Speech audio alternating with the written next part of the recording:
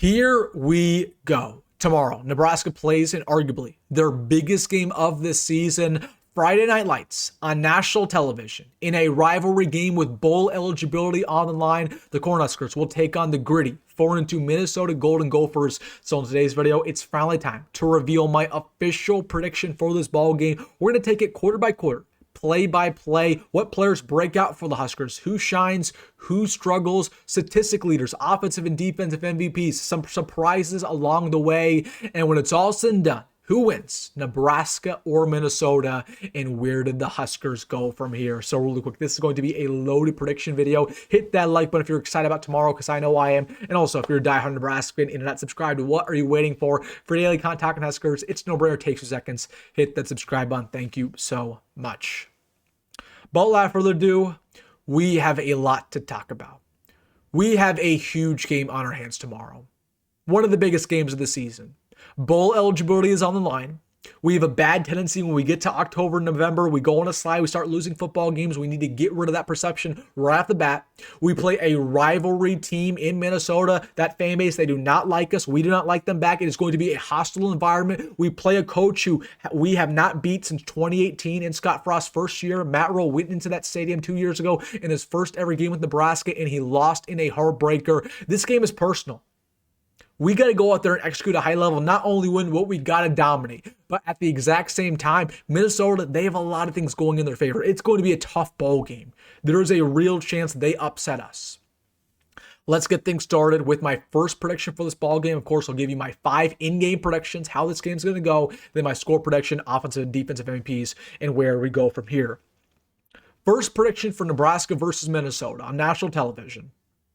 It's deja vu from what we've seen the past 2 weeks. Nebraska has a hot start. All the expectations, all the speculation throughout the week, whether or not Nebraska will finally beat Minnesota with Matt Rhule potentially leaving, they heard all of that. And it fuels them in this ball game. We have a quick 3 now on defense. We go all the way down the field and get a field goal to get things going. We also have a touchdown to end the first quarter. We finish the first quarter up double digits. However, although Nebraska starts off very hot, and a lot of Nebraska fans may be asking themselves, wow, are we going to blow up Minnesota? We do the exact same thing that we've done both against Michigan State and against Maryland. We're not consistent throughout all 4 quarters of the ballgame. So while it looks very good at the start, it's not necessarily going to be that way throughout the entirety of it. But Nebraska, deja vu, we start off hot and then we falter a little bit going into the rest of the ballgame. Second prediction for Nebraska versus Minnesota. Long-term, our offense has some troubles. Now, I'll give credit to Minnesota. I believe they have a stud defense. I mean, it all starts with their pass rush. They have one of the best pass rushers in the Big Ten, one of the best linebackers in the Big Ten. They have a lot of talent in that secondary with Coy Parrish, with a couple other guys in there that can force turnovers at a high level. They have an aggressive head coach. They have an aggressive defensive coordinator. They're going to dial up blitzes consistently, and we know it's going to be a lot of environment. It's going to be hard for Matt Rhule to communicate with his players. It's going to be hard for Dylan Raiola to hear what the play call in the headset. So, you know, Dylan Raiola, he's going to have his A game. I don't think he brings it. I think he's good, not great tomorrow. I believe that the wide receivers are going to have their moments. Again, we're really going to allow Minnesota to potentially get back in the ball game as this game progresses, just because of the fact that our offense stalls out a little bit due to not really our offense playing terrible, but it's because of their defense. I'll give them a lot of credit. I believe they are very talented. Third prediction for this ball game. Emmett Johnson breaks out. He breaks out in a big way. I'm not just talking, oh, he gets 100 yards. Oh, he only gets 120 yards. No. When I tell you he breaks out, I mean he puts on a show. He is a statement game. Because this is personal for Emmett. All offseason long, he has circled this day on his calendar. He grew up in Minnesota. He grew up to be a fan of the Minnesota Golden Gophers. He wanted to play for them. They never gave him an offer. They never gave him the time of day. Nebraska did give him an offer. He was a late bloomer in high school. So for that reason, it's deeper than a ball game. It's personal. You thought 180 rushing yards was good last week from Emmett. You thought 8 yards a pop was good last week from Emmett. He's going to do a little bit better versus Minnesota. Here's my bold prediction. Against Minnesota, a team that has struggled a little bit stopping the run this season, given the fact that this is personal, we are going to try to run a little bit more than usual. Emmett Johnson will have over 200 yards versus Minnesota, 3 touchdowns. He will average 8 yards a carry. Yeah, Emmett Johnson's going to break out. And he's going to prove that he's one of the best, not only running backs in the Big Ten, but in America. it will be the Emmett Johnson show on Friday. Now, with that being said, this all sounds great. You think, oh, it's a guaranteed win if Emmett Johnson puts up 200 yards. No. Our special teams, I believe, will betray us. That's my fourth prediction for this ball game. Now, I'm waiting on the inevitable. I've told you guys this all season long. Yes, the special teams looks very good right now, but I'm waiting for it to crack in a big moment. Okay, it feels a little bit too good. Kwinten, I mean, he's been good this year, only this one field goal, but he came at a crucial moment versus Michigan. I believe he's going to have yet another missed field goal versus Minnesota tomorrow. Okay, so Kwinten, there's going to be some struggles there. Archie Wilson, I just found out this statistic a couple days ago. Archie Wilson is last in the Big Ten in yards per punt, one of the worst punters statistically in America. Not only according to that, but according to Pro Football Focus. I didn't even know that. I thought Archie was doing a good job. I think Archie's going to be a little bit shaky. He's been shaky on the road. He was shaky last week versus Maryland. So I think we're going to have some kicking issues, some punting issues, and also I think we're going to have one other miscue on special teams. I think we're either going to have a blown coverage, we give a return, or we have a bobbled return ourselves. So I think special teams really, again, there's going to be one game where it betrays us, and it will be against Minnesota, and they're going to take advantage of us in that aspect. Final prediction for this ball game. Yeah, this shouldn't be shocking to you. This should not be shocking to anybody.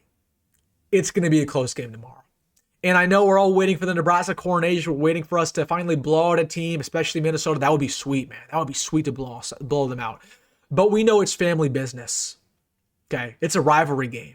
We're playing for a trophy tomorrow, and we're playing on the road. And unfortunately, with Nebraska, I expect us to dominate on offense, defense. I think we're going to outplay Minnesota the majority of the ball game. But the problem right now with Nebraska is, for whatever reason, we keep teams around. We keep them in striking distance, and we can never capitalize when we're up maybe by 10 or 15 points. So while Nebraska, there's going to be moments in this ball game where we're up big, you're going to sit there going into the fourth quarter, and it's going to be a one-score game. It will be a one-score game going into the fourth quarter. And you're going to ask yourself, how is this even competitive? Nebraska should be winning big time. So the question is, in a night game on national television with bowl eligibility on the line, with all the curses, we have not beat Minnesota in 7 years. PJ Fleck constantly knows how to beat us. Right now, our season feels a little bit too good to be true. We're 5-1. We could be 6-1. We're ranked, right? We have not won as a ranked team against a Power 4 team since 2016. That's another big storyline around this game. Okay, so there are a million storylines, a million curses we need to break. My question to you: when the game is inevitably tight, will we pounce? Will we do what we did with versus Maryland and finally win these close games? Or will we revert to the norm? The curse shows up again and we lose a heartbreaker to Minnesota. That's my question. I believe going into the fourth quarter, the score will be 21-13. Going into the fourth quarter, we will be up 21-13. It'll be a one-score game. And then Minnesota drives down the field. They have some success in the fourth quarter. And my final score for this ball game, Nebraska 28, Minnesota 13. Minnesota does not score. This defense gets a couple clutch stops, a clutch interception to get it done. Nebraska wins for the first time against Minnesota in 7 years. We beat PJ Fleck. We clinched bowl eligibility. We break all these curses. We finally won as a ranked team. We're going to move up the rankings. Everybody around the country was watching that game. And the big question around America, is Nebraska back? And are we a legit college football playoff dark horse? It's a big game. I'm nervous about it. I absolutely am. And again, I think it's going to be close.